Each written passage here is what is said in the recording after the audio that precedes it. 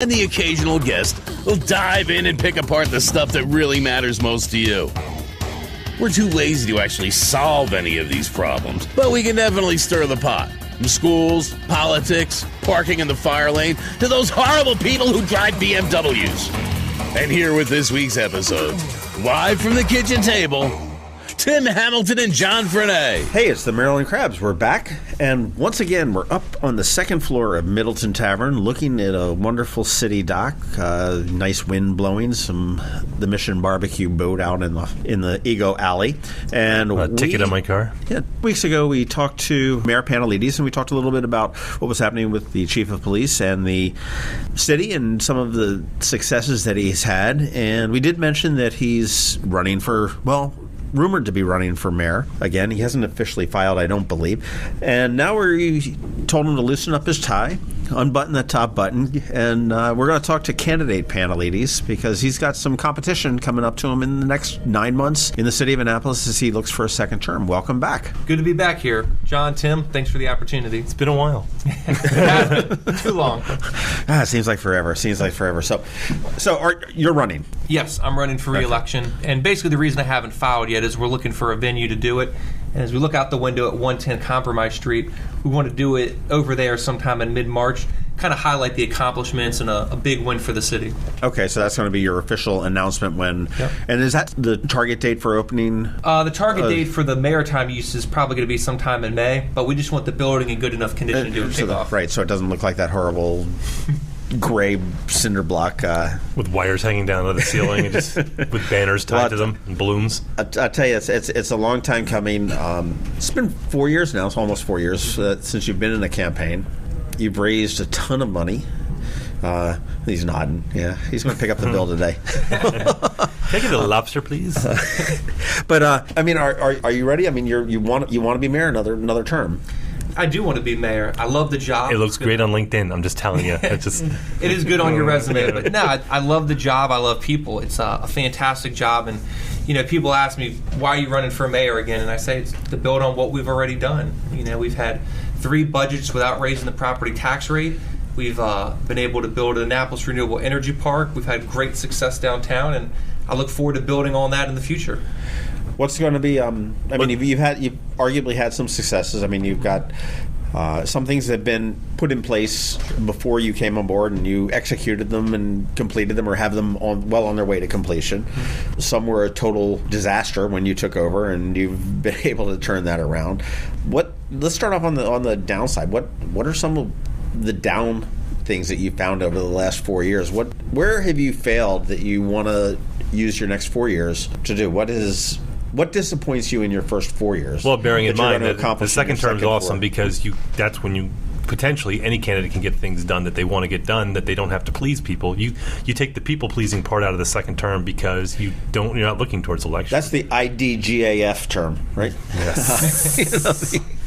Well, the one thing I would say is, part of the reason I ran for mayor and what I've done and enjoyed about the job is meeting people. I have an open door session once a month, so if I'm fortunate enough to get a second term, I don't think I would cut the public out of that. But you're right, you have to go to less events and everything else. But the thing that's been the most frustrating is how long it takes to get things done. We alluded to it last time, which is I'm used to the environment of get it done Friday or don't show up Monday. And when you have to go through committees and commissions and everything else, it just takes forever. Have you acclimated to that, or are you still in the get it done Friday? Have you pulled them in your direction, or have you moved in that direction? Well, I like to say I've moved in that direction. I'm still dragging some people with me, kicking and screaming along.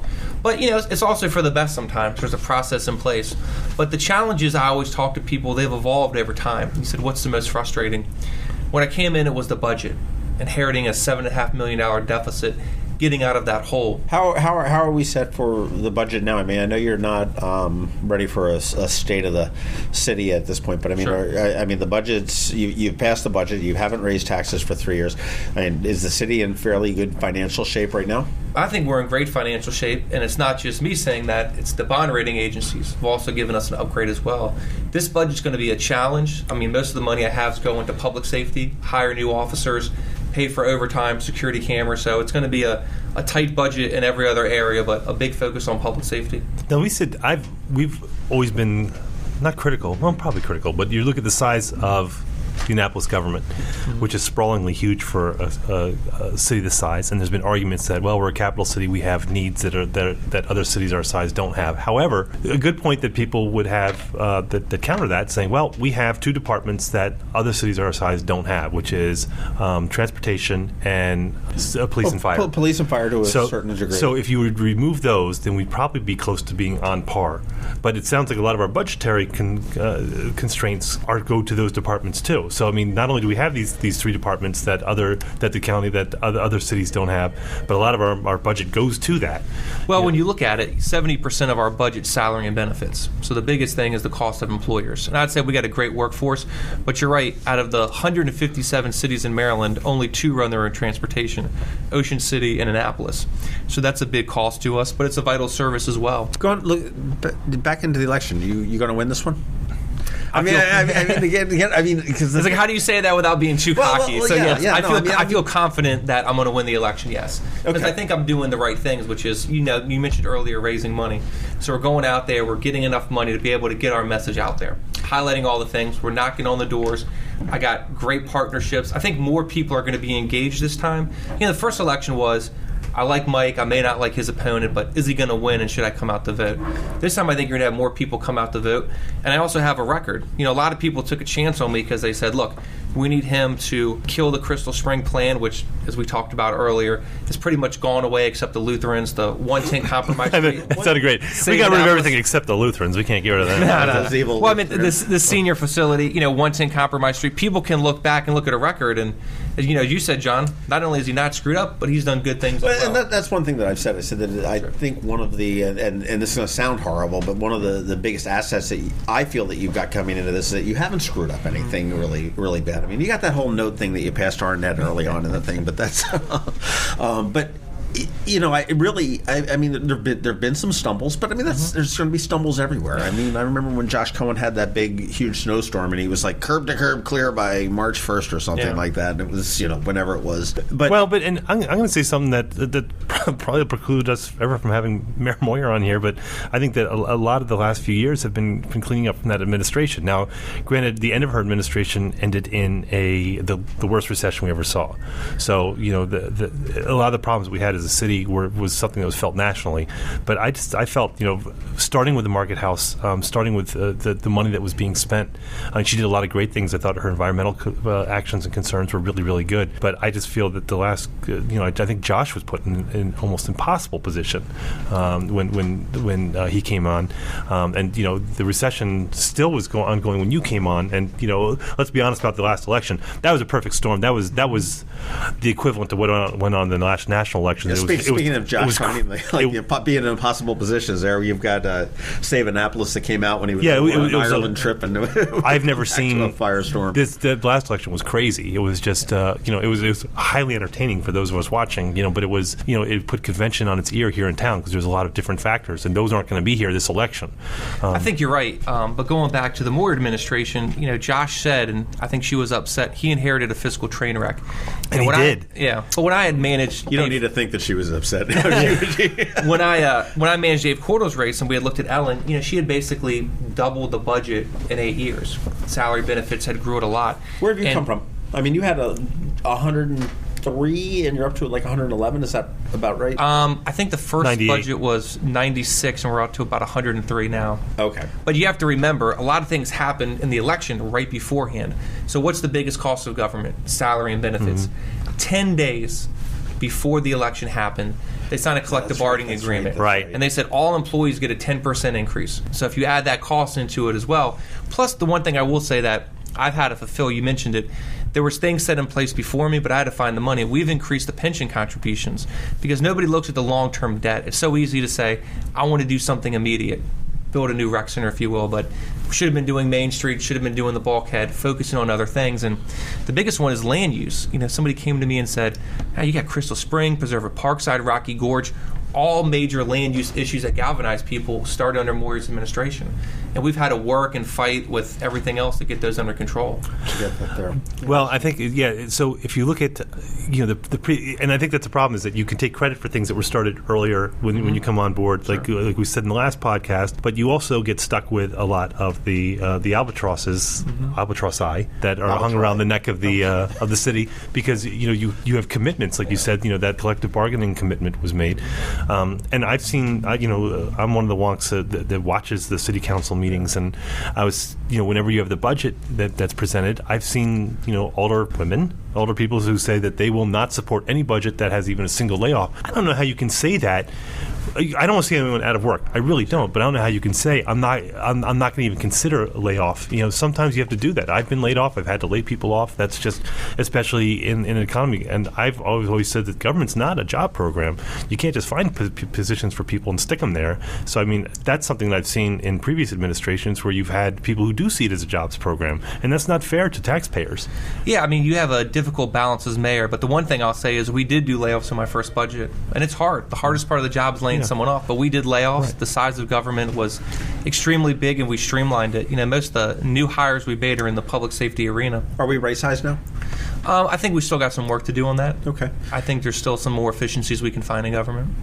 It was, I forget what I was going to say. You're so senile. Well, maybe I can segue back to your point about, absolutely. From the budget. When I look at it, I think one of the things I'm proud of is that if you look at my budgets, they're passed almost unanimously, 8-1, 7-2, and that comes from working with the council, meaning I can't get anything done without 5 votes, right? And the council is broken up 7-2 in terms of the political affiliation, so I've had to work with people to get stuff done, and I'm proud of it. I think we've got a lot of things done. So that's one thing that's exactly what I was thinking about. You talked about the 7-2 council. Sure.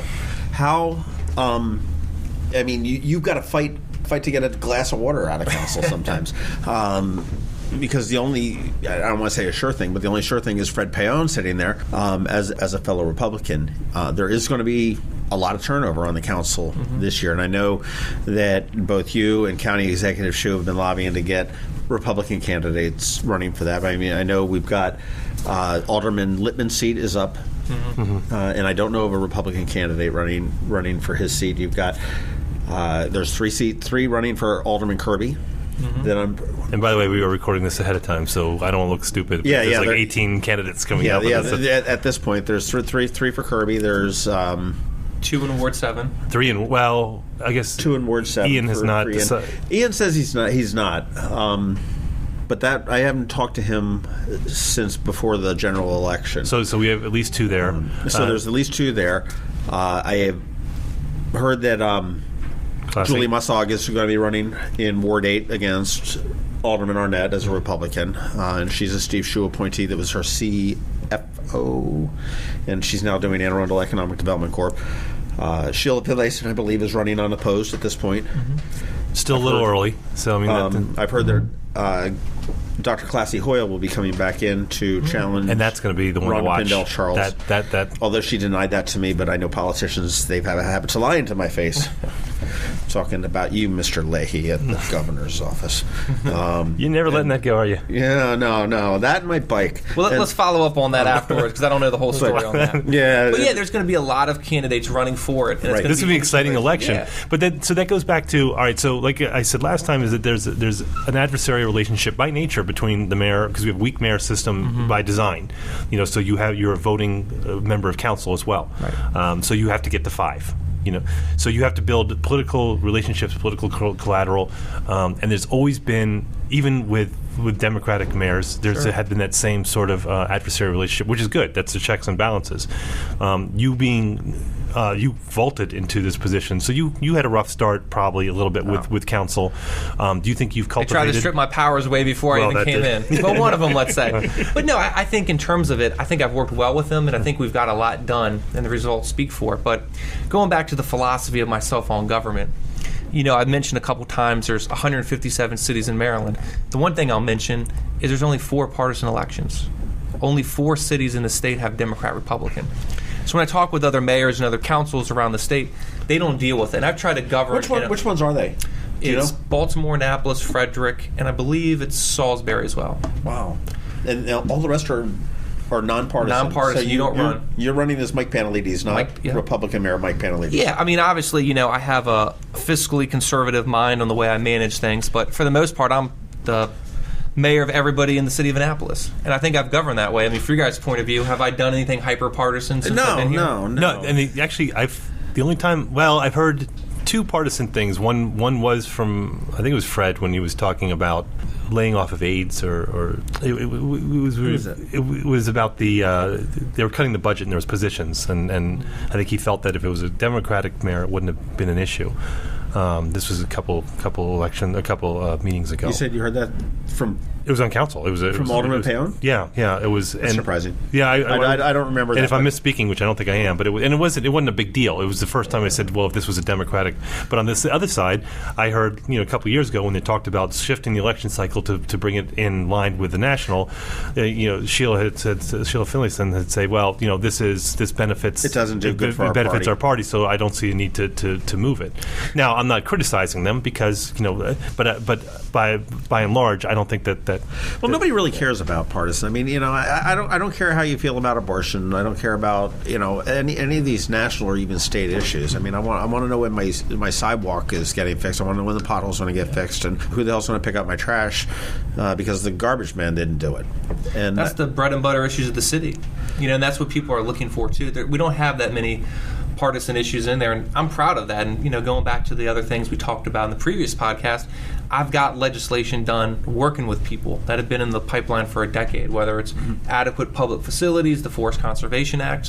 One of your opponents, Senator Astle, we spoke with him about a month ago, I'm guessing, and he came out right, fired a shot across the bow and said that the mayor does not talk to this council. How do you address that? Well, the first thing I would say is, if I don't talk to the council, how do I get things done? Number one. And number two, I do talk with them. I have to work with them in order to get 5 votes to get things passed. Obviously, each relationship's different, and we talk some people more than others. But I think if you asked every mayor, county executive, and governor, I think they would all say the same thing. They don't talk to me enough. We don't have enough communication. I said that in every organization I've ever worked for. If you ask anyone in the organization what the biggest problem is, without fail, everyone always says communication. Always. And also, to that, I wouldn't expect him to say anything differently. He's trying to divide it. Like, I didn't expect him to come out and say, Mike's great, and he talks to everyone all the time. Oh, he's he's a scrapper. I mean, he's not. I mean, he's going to come out swinging. That's what. Whereas, we spoke with Gavin, and I'm not telling tales out of school, because if you listen to the Gavin Buckley podcast a few months ago, he's very laid back, and he's kind of a big idea guy, where he has a grand idea for what he wants to see changes. Why, and he's very complimentary towards you, very complimentary towards Gavin. John Astle. But whereas John is a savvy political fighter, he's been doing this for 30 years, so he's not going to hesitate to pull any punches. Whereas Gavin, as a relative newcomer, doesn't have a taste for the jugular. I think that he's going to be very, very measured with what he comes out. And matter of fact, to be honest with you, if you listen to them, it seems that Senator Astle at this point seems a little more concerned about Gavin, because in his mind he's got to get past the primary before he gets to you. So he was actually more focused on the primary moving forward. I think he should be, and I think Gavin's going to do better than most people think. Well, he's got some great ideas, and he's got. I've gone back and forth on this whole thing. Well, it's just to me, I think I think it was seen that his lawsuit was a thumb in the eye of the Historic Preservation Society, who I think do good work. But personally, I think that they have a lot of power that kind of goes unchecked, and this was Gavin's way of saying, all of a sudden we're going to challenge this and see where your power lies, and I get that. I think it's an interesting way to launch a campaign, and really what the issue is going to be about is, have I done a good job or not with it, and also what's your plan for the future. So you mentioned, Astle being negative, and he's run for a long time. Well, not negative, but I'm going to say that he's. I'm not going to say anything bad, because I'm not even sure he's going to run. He hasn't filed yet. But going to the point, it's about you and your vision going forward. This election, you guys have talked about personality is such a big deal, and people want to hear your plan. I could have gone out all day and said, Josh Cohen did all this negative stuff, but I had to present a vision. What am I going to do when I get in? What am I going to do in the future? Yeah, that's so important for people to hear, because it's one thing to knock them down, but they got to hear, all right, well, what are you going to do to close? Now, so Senator Astle's position, and just, I re-listened to his podcast yesterday before I came in, just so I'd be, and Gavin's too, basically because I just like hearing John talk. But he he was putting an emphasis on infrastructure, and that he feels that the infrastructure in town needs a lot of work, and that's something that's gone unaddressed for a long, long time. Whereas, you said in the last podcast, give me $100 million, I'll fix everything. It comes down to money. What can be done and priorities. Well, the one thing that shocked me, he said in the newspaper here too, is he talked about Main Street getting redone. And Main Street's in the budget to go under construction January 2018. It's been in the budget the last 2 years. As mayor, there's a number of big infrastructure projects we've done. First, I've highlighted the water treatment plant, $40 million, the single largest public works project in the city's history. We redid the bulkhead, on schedule and $1 million under budget. Main Street's getting done next year. Then we're doing Hillman. So John hasn't, it's going to come across negative, but not, it's never really been big into city issues, meaning you watch every city council meeting. Have you ever seen him there? So he's never really focused on those local issues. Well, it's funny, we talked about the governor because we asked him and said, do you ever kick back and just look at what's going on in city council? He goes, never. And because, why? I mean... Yeah, but how are you going to run for a job when you don't... He said in the paper, he's like, well, I'm going to do a poll and then I'll come up with my position on what I'm going to run on. And I said... You got to be talking to people out on the street, knocking doors like I do. That's true. Well, I mean, he did say that he was looking to get out before the end of the session and get knocking on doors and getting out there.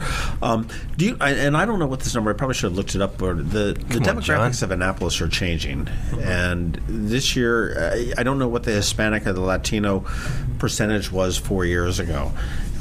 I'm going to venture to say that it has increased this year. There's been a large voice. Obviously, we've talked about the non-discrimination bill that is about, at this time we're speaking, is about to go in front of the council for that was sponsored by Alderman Littman, and I think pretty much everybody else sort of signed on it.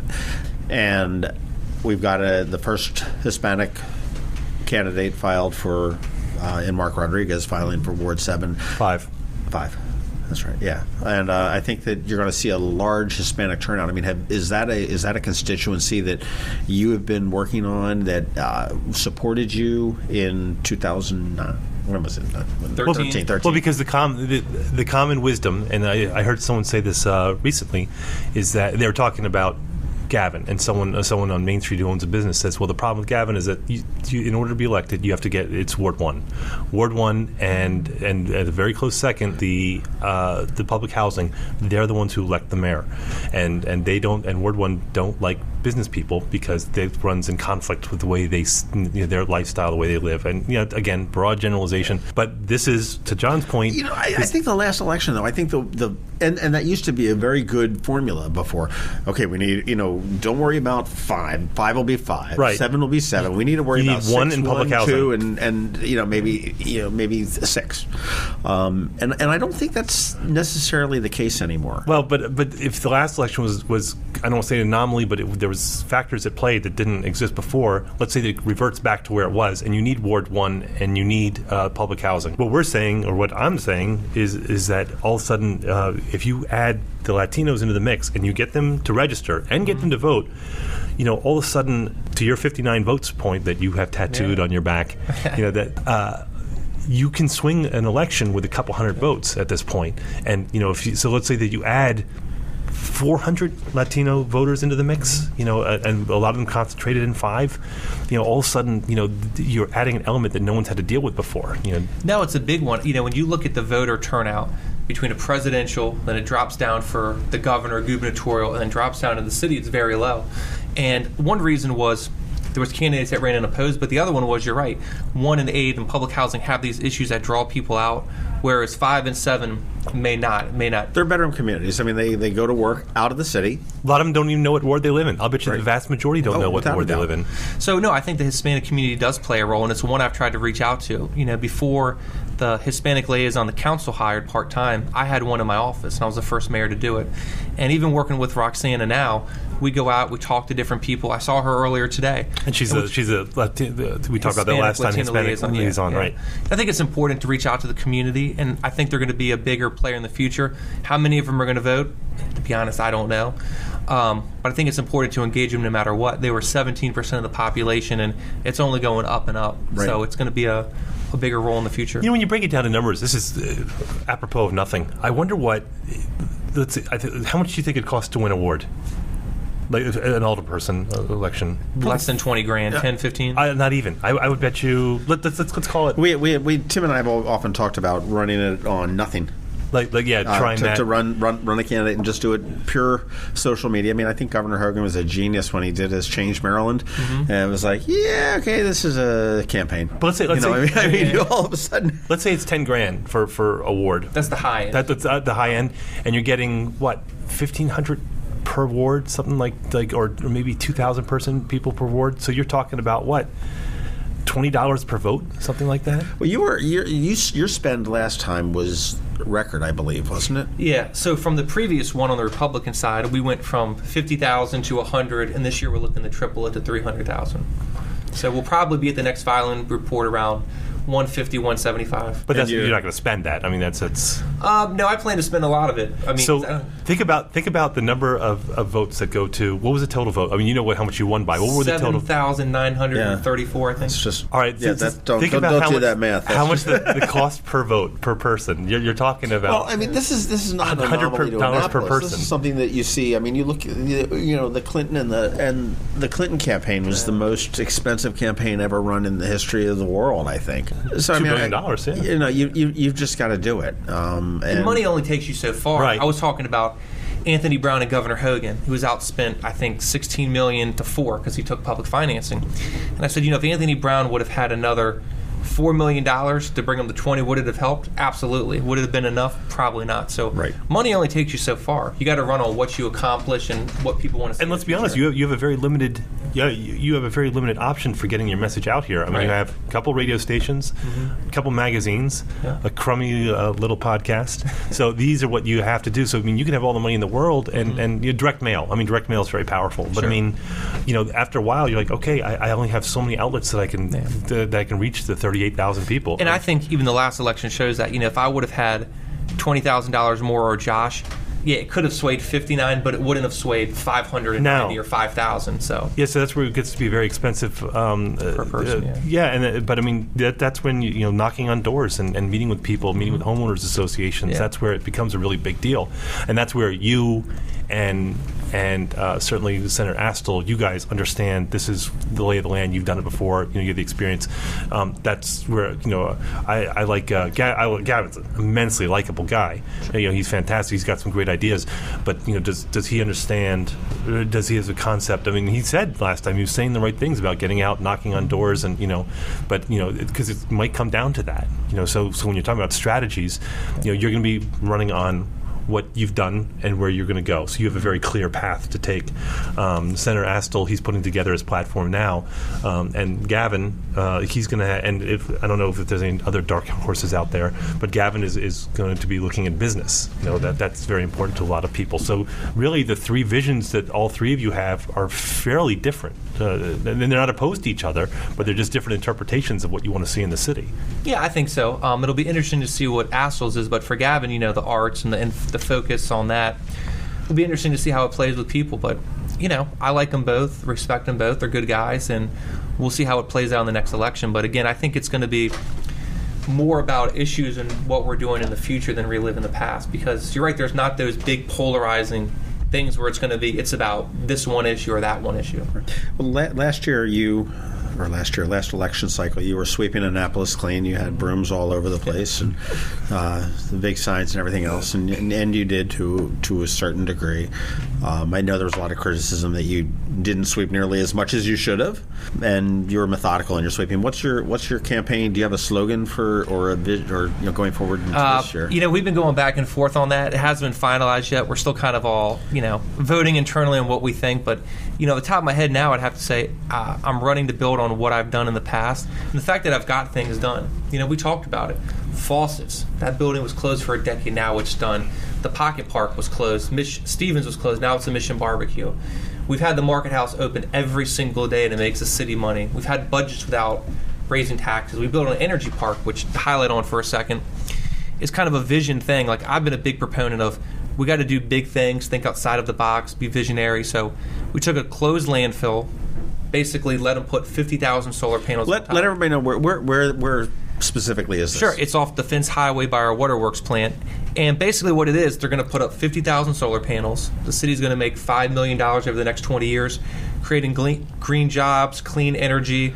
We're making money. It's a win-win-win for everyone around. And the energy park actually returns power into the energy grid. It does. Into BG&E or whoever happens to be distributing the energy. Right, and then people buy it. So, for example, the school system's buying on, the county, the city, and other people can buy in as well. Right. And now this is when is this coming online? Or they should be starting construction hopefully soon. I told them that they have to have it done before the election because I want to stand out there down the solar panels. Yeah, you got to photo op.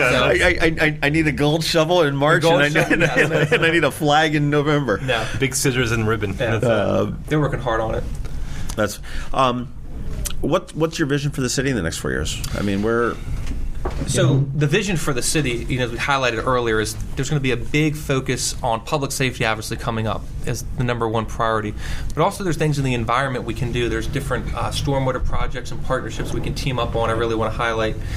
And then the big thing, we talked about it earlier, people always talk about jobs, make Annapolis business friendly. There's going to be some other steps taken to help us get that way. I talk to business owners, I hear their concerns, expediting the permit process, I think what County Executive Shu's doing is great, which is how he's streamlining that, kind of the one-stop shop, and also being able to hire third-party people to sign off on it. Right. I mean, it does make some sense. I mean, he's done a lot of good work, I think, on the county level. I think he's had a couple missteps as well there. So you environmental, and what about business? What's your focus on business? I know that was businesses, if you will, arguably propelled you into this office 4 years ago with the kerfluffle at Faucets, 110 Compromise Street, the addition of Save Annapolis, Ned Hartman and his group that did that certainly helped you out there. What is your vision for businesses? Well, my vision, when I grew up here, my family had businesses. My grandfather had the Royal Restaurant, my uncles had jewelry stores. So mine's to try to help people succeed in the business community. And part of that is working with our economic development team, is to get out there, cutting out the red tape going forward. The other thing I would say is helping them find employment. One of the things I've done is a number of job fairs. So we had a great job fair with Maryland Live to hire 20 people on the spot. I've done another one with Alderwoman Rhonda Pendell Charles, and we're looking at hosting the first Second Chance Job Fair, which is people that have gone through crimes and everything else, giving them a second chance for a job. I was fortunate enough to be appointed by Governor Hogan to be on the Workforce Investment Board, and I serve on the Cybersecurity Task Force. So meet with the people from NSA and talk about how do we help these high-level jobs. But I think it's everybody. I meet with people in the marine industry, and there's a marine job summit going on. How do we get people in those trades? Because every 8 boats creates one job. So getting people in the marine trades, helping people in cybersecurity, helping entry-level jobs, second chance program, really trying to help the employment in the city is a big thing that I've done and I want to continue doing in the future. I tell you what, why don't we get John get his water, because he's got to need to do that interrupt every single podcast we do. And when we come back, I want to talk about some wards outside of Ground Zero for a change, because those always seem to go unaddressed, and just see what plans you might have for them. So John, go get your water and be quiet about it. This is Governor Larry Hogan, and I don't always have time to listen to podcasts, but I do enjoy listening to the Maryland Crabs podcast. This St. Patrick's Day, head to Union Jack's for the Sham Rock and Roll Bash. Union Jack's has a blockbuster lineup of live music beginning at 2, with the Irish Rockers Dublin 5, Weird Science at 6, and the Amish Outlaws at 10. Enjoy a complimentary breakfast from 9 to 11, and $2 Jameson's, Irish Draft, Bud, Miller, and Coors Light bottles 9 to noon. Union Jack's Sham Rock and Roll Bash featuring Dublin 5, Weird Science, and the Amish Outlaws. Get your tickets to the Sham Rock and Roll Bash at UnionJacksAnnapolis.com. All right, so John's all hydrated and ready to go, and we switched to tea here, or to water from tea, because we're down to business. So, Mr. Mayor, what I want to talk about. So, I live south of the city. I live just past Ebb Tide, which is you're an interloper. Place. Yeah. So, I am separated from the rest of the. Not a voter. You don't city. need to kiss up to him. Yeah. What the hell am I doing?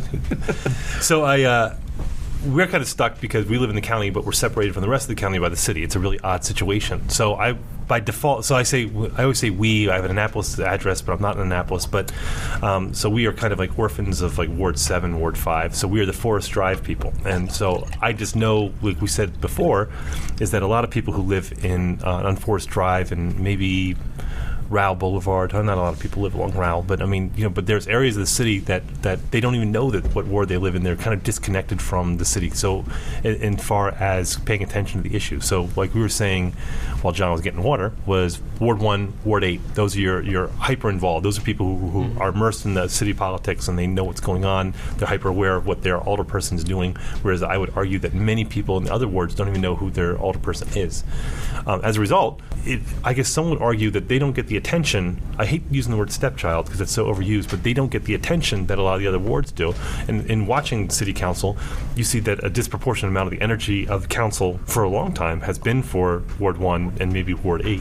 Whereas you see, I always said years ago that I was driving along Forest Drive and there was two of those big bus shelters that were destroyed, shattered. Remember that? Yeah, kids used to crash in on purpose. And for like a week, they were lying on the sidewalk, and the kids going to middle school literally had to climb over it. So when I called Department of Public Works, they're like, "Oh, we had no clue." I'm like, "It's been like that for almost 5 days at this point."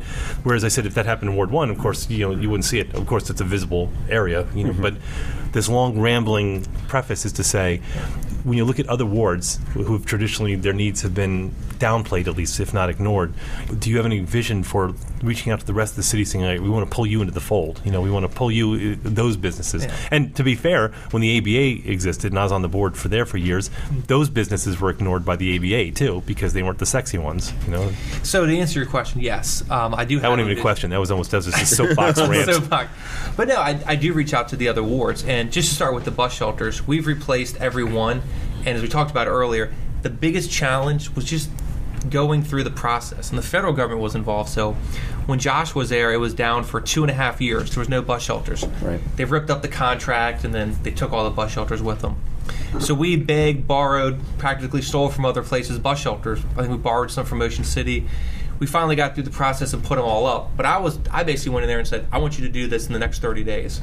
9 months later, but they're all up. I mean, it was unbelievable what to go through. But no, those are quality of life issues. So to get out there, I'll just take Ward 2, for example. We had Travis Pastrana in the Nitro Circus. We knocked on doors for 3 hours in the snow, talking with people. And Ward 3, Rhonda Pendle Charles Ward, we did a meeting at Mount Olive. And we brought all the department heads from the city to come by there. So there was over 100 people that showed up. Everybody went table to table, around table with department heads. They complained, pothole transportation, they fixed it. And the one thing I found, which I find so interesting, is no matter where you go, you can live in a rich neighborhood, poor neighborhood, white, black, old, young. People complain about the same things. Mm-hmm. So sitting in a Ward 1 meeting, at a Mount Olive meeting, people complain about cars parking on the street that shouldn't be there were cars. Okay. Same thing down here. Too many people parking close there. So it's like the same issues. We're not as different as we are disconnected. I speak at community groups all over the place, which is fascinating. But for the rest of it, the issues they care about are their roads getting fixed, having a clean environment, and not raising their taxes. So there's not really specific things that galvanize some of the other neighborhoods per se. Well, because John's got a good point. Those tend to be bedroom communities. I mean, Forest Drive is heavily trafficked because people are on their way out during the morning and the way back in the afternoon. Whereas, this is the playground. This is Ward 1 for a certain extent. Both for residents and visitors alike there. What do you think is the trickiest ward to pin down? Who's what? The trickiest ward. I would say like Ward 8. When you talk about gentrification, I think Ward 8. Actually, I think Rhonda Pendle Charles. Well, she's got a fairly heavy. She doesn't have. I don't believe she has any public housing. Is that right? Hold on. No, you're right. Okay. I think she has some subsidized housing there off of Admiral Drive, but I don't think she has any public housing. You're right, because that is private, off Admiral. Those two properties. Yeah. She's got a fairly affluent African American community in there. She's got some middle class African American communities there. I was talking to her. She said, shockingly to her, she has 750 businesses. Yeah, you don't think that when you look at that, and you don't. But you got to think about and I think we've talked about this before. The dentists that are in the little thing, or the. Well, that was my argument too. Is if you look at city business, the obvious children were sitting in Middleton's, and I'm looking over at the Chipotle right now, and looking over at Mangia's, and these are all the obvious children. But a very tiny percentage of the city businesses are actually downtown, because you're right. There's lawyers and attorneys, and if you go over to West Annapolis, that's where the dentists and architects, and it's just the whole entire city's like that. I mean, where's your campaign going to focus? I mean, we briefly touched about saying that there was a formula at one point that you need Ward 1, 8, and 6. Where's your campaign going to focus on? I mean, are you going to focus on any specific wards now? I guess that's a really stupid question, because it was, John. The quarterback giving away the playbook. Yeah, but no. What are all your secrets? But I mean, that's just going to make you say that who you're going to ignore. But that's not what I was getting at either. No, I understand what you're saying. No, it's kind of the same formula we used last time, which is we're going to have a great social media campaign. We had great signs you mentioned earlier with the broom sweep Annapolis clean, 40 big billboards. I'm going to walk on the doors. We're going to have a great direct mail campaign, and we're going to focus on each community addressing their issues. So when people come to my open door session once a month, I know what's going on in the wards and things they care about, and people write to me all the time. So I think I have an advantage being in office. They talk about the power of incumbency, because I've been able to help a lot of people, and I also hear what their concerns are. And you don't necessarily get that just as a candidate. How do you, as you go into campaign mode, how does that jive with your mayor time? We can't talk mayor and campaign type things. I know I can't call your office and say, hey, let me know about the, where's the check for the campaign, or what, I can't do any of that. Yeah. How does that, I mean, from a legal standpoint, how does that work? I mean, do you take time off from the city? So, no, it's interesting, because the one thing I found is you're never off for mayor. It's 24/7. So if it's snowing at 5 o'clock in the morning, they're calling you. If you're at the gym working out, somebody wants to talk to you about that. You're at the grocery store. So you're always on as mayor. On the campaign side, there's a lot of, I'll give you an example. We were talking about working 60 hours a week. I think it was last Thursday. I spoke at the Chamber of Commerce at 7:30 in the morning. Then from that, I went to a Rotary Club at lunch, spoke to them. Then the Eastport community at 7:30 at night. So by the time I was done, it was like a 14-hour day. But you could consider any of those campaign, and you could also consider mayoral duties, because I was invited to speak. So a lot of it overlaps, meaning the accomplishments I tout as mayor are the same as the campaign. Well, we had to sit down, because we said that we want to talk to you as mayor. Sure. And then a couple weeks later, we want to talk to you as candidate. And when John put notes together, I put notes together, and we're looking at it, it's really hard to differentiate what is the topic for the mayoral interview and what is for the candidate interview, because they all kind of overlap. Will you be hosting? I mean, you've got, as mayor, when you tighten up your tie and button that top thing, you've got your open door policy and your open door monthly things. Are you going to have something like that as a candidate? That hey, I'm a voter here, and I'm pissed off about something or other, and I want to talk to you about it. Or is that where I'm going to be talking to you as mayor? Or or maybe there's not a difference. I don't know. Yeah, because to be honest, I don't think there is. We've done that, going door to door, but also if people host meet and greets, they did it in the past and they'll do it in the future. So you say, I guess after work with most people, hey, from 5 to 7, I'll be at so-and-so's house. Come talk to me about whatever you want. So it is kind of both, and you're always on in this job, no matter what you're doing. So looking back at your first term, you still got 9 months left in this. But, I mean, you look back at, the first year, there's probably times you're like, oh, why did I do that? Or why did I do this? Or, you can be highly critical of yourself. But you as you gain confidence and you understand the system and you understand the players and you understand the relationships and build all that, moving on into a second term, what would you do differently than you would during your first term? It's not necessarily what did you screw up or what are you saying, all right, I used to think that I could do this, and now I found out, you have to build this coalition here, I think understanding the powers of the mayor and doing things more quickly. We talked about in the last podcast, inspecting all the HACA units, going in there and treating the residents the same as everyone else. That was mentioned in my transition team, but I was very cautious about how is this going to play? Do we have the right legal authority? And now that I've been in here and I understand the role, to say, yes, I can do this. Or you know what, I'm going to put this forward, because everything we do takes a long time. We're looking out at 110 Compromise Street under construction. That legislation took almost a year to go through. You looked at adequate public facilities, the Forest Conservation Act. So really, pedal to the metal all the time moving forward, and then just not letting up, which I think I've done. The other thing is I try not to get in big controversial fights. People have brought things up to me and I've said, not interested in doing that. It's going to cost too much, but just building that coalition and getting it done. So I don't really have a big major regret in terms of policy that I've done. Maybe not policy, but even let's take a different tack on this. Let's say that you're going to. We said in the last in the last podcast is that your second term is when you can really get things done because you're out of campaign mode, and it doesn't matter if you tick people off. It's not to say that you're moving forward with wild abandon, but you can take risks that you really couldn't during the first term. What things could you tackle at that point? And it's difficult in a campaign position, but I mean, or maybe a better way to say this is if you knew that you had there's something you can't get the votes for. But that you could change, but that that you're not going to be able to change because you don't have the votes. What would it be? For example, if I were mayor, I would look at the size of the city employees, city employment, and I would reduce it, waving a wand saying I could do it. Could I do that as mayor? No, I could never do that because you'd never ever get that through council. So what's something that you would like to do, but it's just you're constrained because it just could never happen realistically? No, that's a great question. I know. I'm trying to think. And obviously, reducing the size of the government, we did that in the first budget with some layoffs, and I think there's still some more work to be done. But I also kind of like the fact that you do have to work with the council because I think it brings balance. I mean, I don't know if there's one thing, because I think about it, if it was Forest Conservation Act. Well, there's a balance, but it doesn't always mean that it's right. Like, for example, you can be constrained from doing something that would be for the best interest of the city just because you couldn't get enough votes. It doesn't mean that they were right. There's been a lot of things that council have thwarted you on, or Josh on, and even Ellen that I'm like that was the wrong move, but they just didn't have enough votes for whatever reason it is. And it's not to say that council was wrong. It was just that they had interests that were diametrically opposed to what you wanted. So there's certain things that I'm certain that you would want to do. That Josh would have wanted to do, or that Gavin or John would want to do, but they can't because they can't get past council. And like you said, that's a check and balance, and that's a healthy thing to have. I think, but it's not always in the best interest of the citizens. No, I think you're right. And then sometimes there's certain members that put the interest of the employees maybe above the interest of the entire city. I would agree with that. So I think changing some of the HR, but they're doing it for the right reasons. Sure, I mean, but I disagree. For the health of the city, they're putting a very small number of people's interest ahead of those of the taxpayer. I understand why they're doing it. I happen to disagree with them doing it, but I know why they're doing what they're doing, and they think they're doing the right thing. Yeah. So to dive into that deeper, I'll say we have great employees in the city.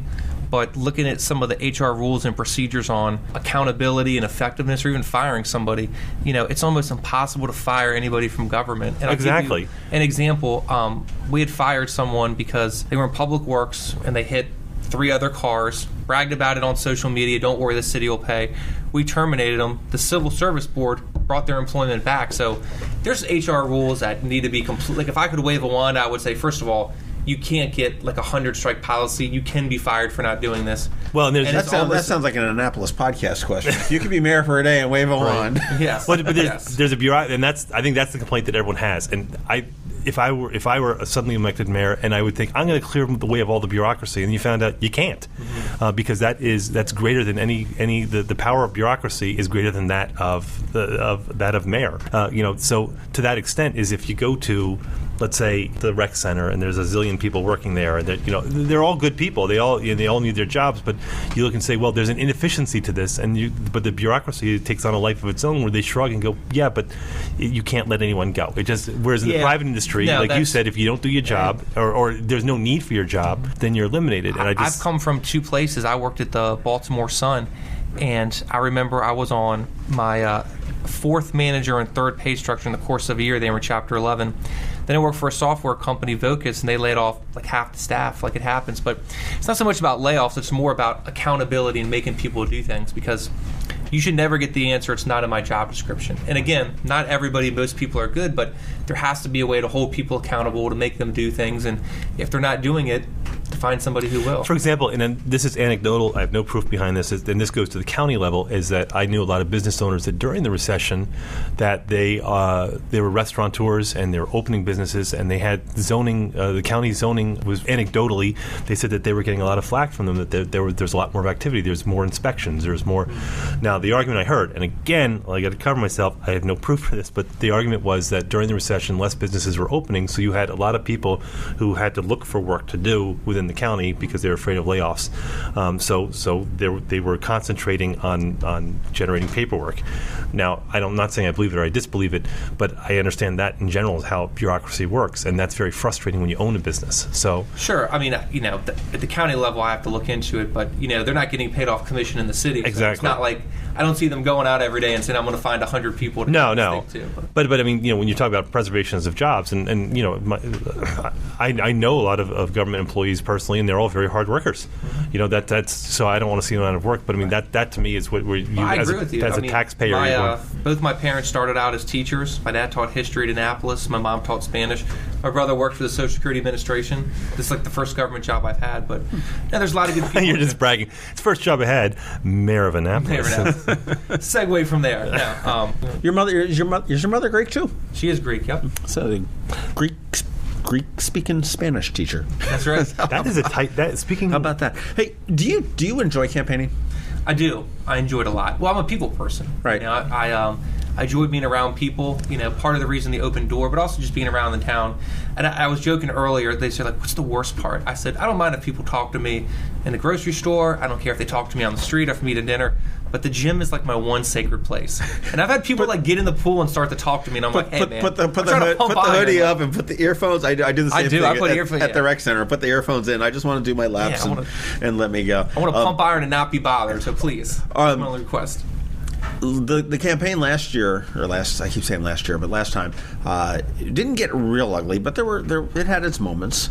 I would say they took more shots at me than I did at them by far. I agree. I would think that now you're going against a very savvy opponent. I don't, it remains to be seen how it is in Senator Astle, who's run. He's seasoned. Yeah. Even know how many elections he's got. Right. I know he's a target on a billboard down here on the side of the street. I've got to look at that. I've got to check that out. But are you expecting a negative campaign? Are you going to eschew negative campaigning, or maybe keep that in your pocket? So for the most part, I don't think I have to go negative on the campaigning. I can stay positive and talk about my record.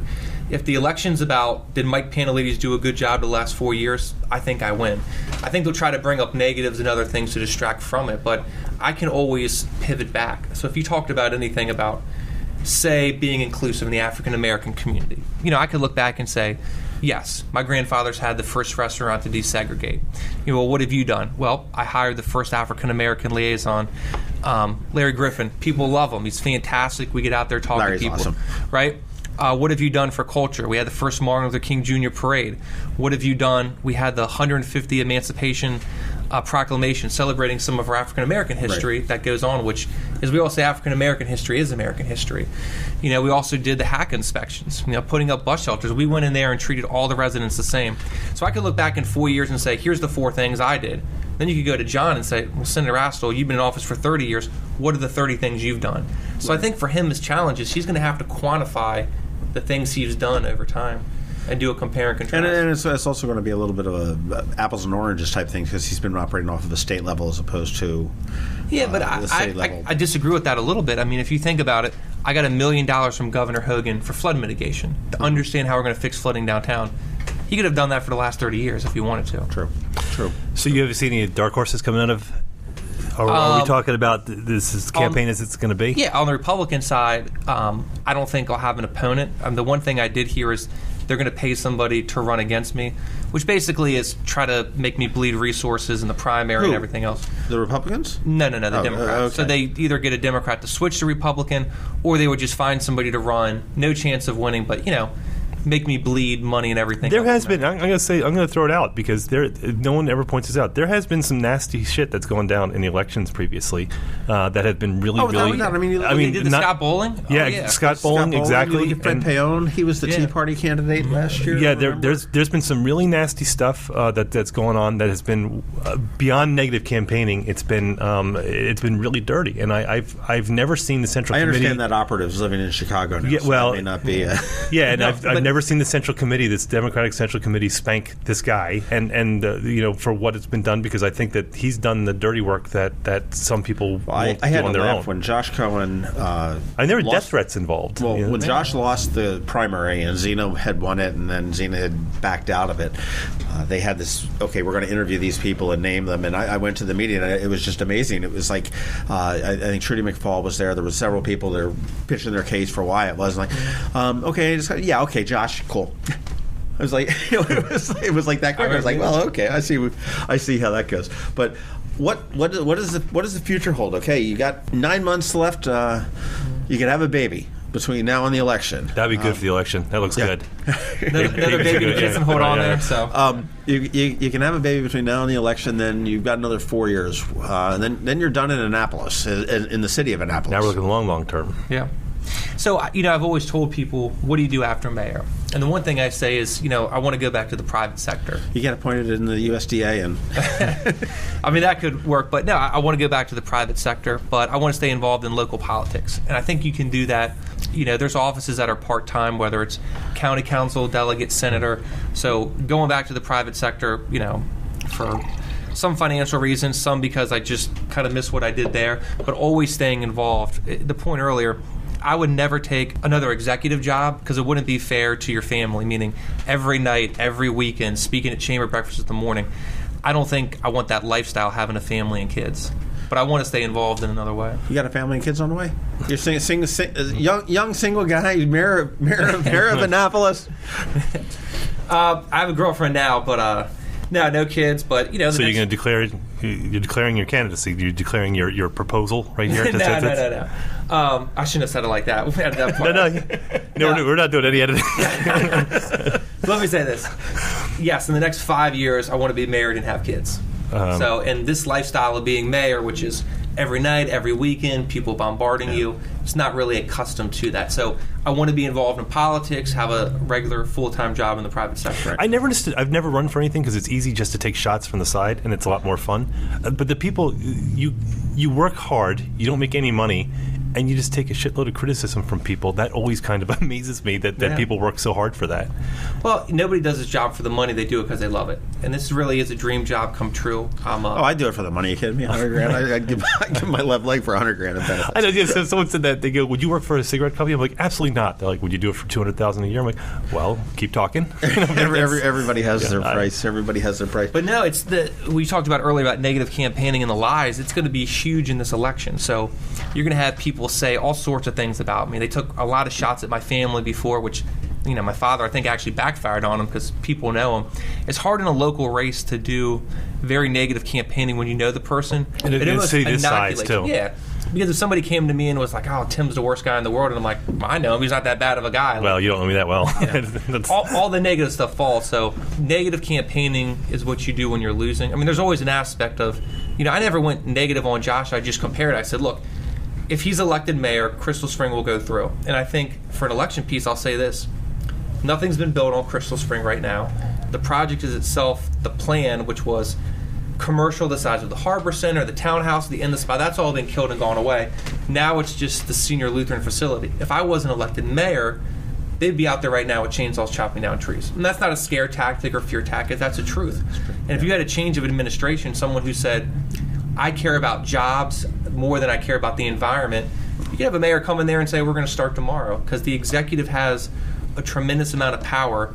And I think that is going to come into the election, which is, if you look at what I've done between Preserve at Parkside, Crystal Spring, the upturning, and the Housing Authority where $3 million went to the wrong person, I've upset a lot of people. And there's a lot of people who do not want to see me as mayor. And there's hundreds of millions of dollars that I've held up. So, yeah, there's definitely going to be money influence of people who are like, we want Mike Pantelides out there, and we want somebody in there who's going to not necessarily do what I want, but be more open to it. So I'm looking for a lot of outside money coming in. They did it last time. I think it was Martin O'Malley's Super PAC gave money to my opponent. So there'll be a lot of outside influences of people coming in. Well, I think, yeah, and to that point, too, the outside influences when we're talking about the negative campaigning wasn't coming from you or Josh, really. It was coming from, with social media taking such a big role in everything, including elections. And you saw at the national election that it's easy to have a lot of negative influences from outside. I'm getting tired of the phrase fake news, but, certainly before it was called fake news. Annapolis was doing it before fake news was cool. But I mean, you had a lot of that anonymous slings and arrows that weren't orchestrated in any formal way, but were given kind of tacit approval by not calling it out, and it really disturbed me. The level, Scott Bowling, who since passed away, he was a really good guy, and he was doing everything for the right reasons, and he was getting death threats, and the worst part is everyone knew where it was coming from, everyone knew what was happening, and no one was condemning it, and that really upset a lot of people. A lot of crocodile tears were shed, and everything. Yeah, exactly, else well. And I think that I was not disheartened by the way the last election ran, as far as negativity, and I don't foresee it coming up, but it's social, like you said, a lot of the campaigns will be on social media, and social media is still relatively young. It's 5 years old since it's gone mainstream. Hey, as we wrap up, one thing when we talked with Senator Astle, we asked him where all of his best and worst decisions started from, and they all started in bars, it seems, in Annapolis. He said the Red Coach Inn, which isn't existing anymore. He mentioned Harry Brown's when he was first told to run for mayor way back in the 80s, I guess it was. So 81. So what? 81. Yeah. So where do all, and sort of a shout out to the Annapolis podcast, but where do all of your good or bad decisions happen here in town? I got to think about that for a second. That would be Brewster's Ice Cream. Right. So I think a lot of it's come from the public. When I started off, I want to know where you go and these ideas. But let me say this about, we did a citizens transition team, which was different. We had 200 people apply, and it wasn't normally, here's all your friends and all your donors. It was most of the people I never met before, never knew. They all applied, and we put them on there. I'd say, people coming from open door sessions, people have great ideas all the time, and from the public. For me, the gym at home. I don't have like a place I go to meditate. There's no like bar stool at Redbud Wine Bar or someplace where you sat down there and somebody said, Mike, you really should run for governor, or you should, or you really should run for mayor. Where did the mayor think of? Was it Dave Cordell when you were carrying around that cruddy old pipe during the? For running for mayor, I always had a passion for politics, and then supporting Dave and managing his race was a big part of it. But no, I don't know. I think the bars are probably where some of the worst ideas have come from. And we were joking about the Market House. Someone was like, what's the worst thing or stupidest thing someone's ever said to you? And I'm like, well, there's no such thing as a stupid comment or question. Oh, yes, there is. Trust me. Yeah, I'll write a book after I'm done. The book of bad ideas. But somebody was like, what you should do in the Market House, the only way it's going to make money, you should put slots in there. And someone said a medical marijuana dispensary, and I'm like, okay, thanks for your suggestion, and kind of moved on nicely. There you go. But I don't know if we touched on it in this podcast. I know we did in the last one, but just saying that the Market House has been open every day. There's fried chicken, oysters, and to go down there. So shameless plug for the Market House. That's all right. We're going to do something about the pizza guy, right? Harvey's done pretty well on that. The chicken is good. He brought back the original guy to do the recipe. Did he really? He did. I know that he bought a special steamer when there was the big threat of Royal Farms coming in next door here to Stevens. He was like, oh, grapes, we got to... No, he brought the guy that had it before. Yeah. So I remember Kevin giving me a sample of it. But, oh gosh, thank you very much. We've monopolized an awful lot of your time in the last couple of weeks. I appreciate you coming down. And we're going to have you and all the candidates. We want to do something like we did with that Twitter debate, where we're going to do something a little different. We're going to do some live streaming stuff. And recorded this and everything else. And we're going to have you on again. We're going to have whoever's left standing on the other side, we're going to have them on as we get closer, because I'm sure there's going to be a lot of things that are, once the campaigns are built and once the platforms are built, that you're going to want to talk more in depth specific. So you're always welcome back if you'll come back, and we're extending that to anyone else who's running for any office within the city or anywhere within Maryland. If you want a platform, you're more than welcome to come on our podcast and discuss it. We'd love to have you. Yep. And you can find us here at themarylandcrabs.com if you're online. You can go to iTunes, Google Play, iHeartRadio, and search for the Maryland Crabs. And subscribe. Please subscribe so it goes right to your phone, and rate us. Give us a 5-star rating. You can follow us on Twitter at MD Crabs Podcast. We said email. Facebook is the Maryland Crabs. We've got a page and a group. And if you want to do it personally, I am at I on Annapolis, and that's EYE. And Tim is at Tim Hamilton 47 because he was 47 3 or 4 years ago. You're an ass. And that's about it. But candidate Mike Pantelides, thank you very much for your time. I appreciate it. This has been a lot of fun, a lot of insight. Good luck in the campaign. I think I still stand by my assertion that I think you're going to be a formidable candidate. I don't think it was necessarily a flash in. I can make up words. A flash in the pan, and I think part of it that you haven't screwed up anything is probably going to go a long way. I mean, it's not a great endorsement, but I think that's not going to be the campaign. Yeah, we didn't screw up. We'll work on that. Yeah, how bad could it be? It could be worse. That's right. That's right. But we look forward to having you again. So thanks for coming on, Mr. Mayor. Of course, John, Tim. Thanks so much for having me. All right, great. This has been the Maryland Crabs podcast with Tim Hamilton and John Fernay. Sure to follow them in all the regular places: Facebook, Twitter, YouTube, and online at themarylandcrabs.com. Take a moment to rate us on iTunes. Now, get the hell out of my kitchen. Seriously, go! You're still here? It's over. Go home.